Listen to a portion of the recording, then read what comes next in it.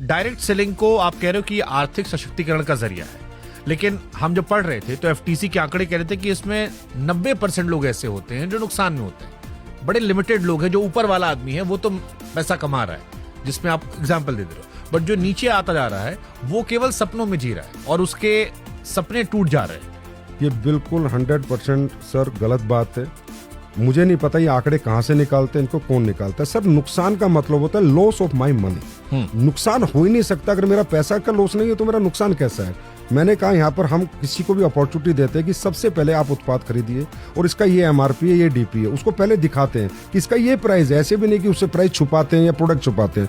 व्यक्ति खरीदता है, किसी का इंटरेस्ट होता है, वो काम करता है। काम करने में सर यहाँ बहुत मेहनत लगती है, स्किल डेवलपमेंट करनी पड़ती है, पर्सनैलिटी डेवलपमेंट करनी पड़ती है, कम्युनिकेशन स्किल डेवलप करनी पड़ती है, ट्रेनिंगें लेनी पड़ती है, दिन रात भागना पड़ता है। बहुत ज़्यादा मेहनत का काम है सर डायरेक्ट सेलिंग, तभी लोग यहाँ कैरियर बना पाते हैं। बहुत ज़्यादा मेहनत का।